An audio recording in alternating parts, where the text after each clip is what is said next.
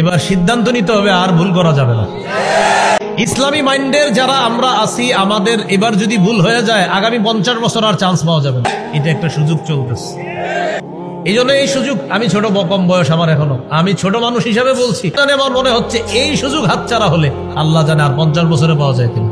এরপরে বড়রা তারা আরো অভিজ্ঞ মতামত পেশ করবে, তারা আমার চেয়ে অবশ্যই তারা অভিজ্ঞতা সম্পন্ন মানুষ, তাদের মতামত আরো সুন্দর হবে। আর মনে হচ্ছে কাঁচা বুদ্ধিতে মনে হচ্ছে আর এই চান্স এত সহজে পাওয়া যাবে না। পাওয়া যাবে না বলতে পেতে দিবে না অন্যরা। এই সুযোগটা আমরা কাজে লাগাইতে হবে। এই জন্য বলেন আল্লাহ, বাংলাদেশে শরিয়া আইন চাই।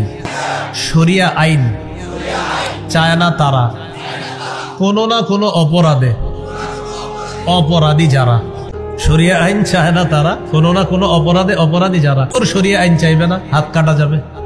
দর্শক শরিয়া আইন চাইবে না, পাথর মারা হবে অথবা দৌড়া মারা হবে। যারা নাটক সিনেমা করে তারা শরিয়া আইন চাইবে না, কোনো নারীর গায়ে অশ্লীল ভাবে স্পর্শ করতে পারবে না। এই জন্য শরিয়া আইন যদি চালু হয়, অপরাধী চোর বাটপার আছে তাদের জন্য বাধা হবে শরিয়া আইন। তাই শরিয়া আইনের বিকল্প নাই।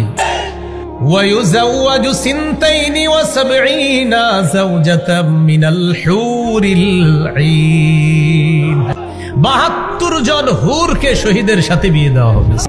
6 নাম্বার, وَيُشَفَّعُ فِي 70 مِنْ أَقَارِبِهِ এদের নিকট আত্মীয়দের মধ্যে কমপক্ষে 70 জনের ব্যাপারে তার সুপারিশ গ্রহণ করা হবে, আল্লাহর কাছে গ্রহণ করা হবে, তার সুপারিশ গৃহীত হবে 70 জনের ব্যাপারে। এই 6টা প্রশ্ন। এই জন্য রাসূলুল্লাহ সাল্লাল্লাহু আলাইহি সাল্লাম বলেন, সহিহ বুখারী 2797 নম্বর হাদিস, قال রাসূলুল্লাহ সাল্লাল্লাহু আলাইহি ওয়াসাল্লাম, والذي نفسي بيده لوددت أني أقتل في سبيل الله ثم أحيا ثم أقتل ثم أحيا ثم أقتل ثم أحيا ثم أقتل ثم أحيا ثم أقتل। বলেন আল্লাহর কসম, আমার মন চায় আমি শহীদ হব, আবার আমাকে জিন্দা করা হবে, শহীদ হব, আবার আমাকে জিন্দা করা হবে, শহীদ হব, আবার আমাকে জিন্দা করা হবে।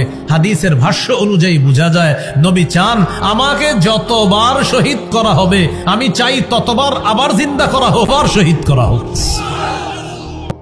শহীদ হওয়ার নিয়ত আছে ইনশাআল্লাহ। আলোচনা শিখলাম এ পর্যন্ত কয়টা? 1 নাম্বার বাজার, জিহাদের ময়দান। 2 নাম্বার জিহাদ, 3 নাম্বার শহীদ। জিহাদের ময়দানে নেতৃত্ব দেওয়ার জন্য একজন আমির লাগবে। হ্যাঁ বলেন আল্লাহ। আর একজন শাসক দিয়ে দেন, শাসক দেশ পরিচালনা করবে, পাশাপাশি জিহাদেরও নেতৃত্ব দিবে।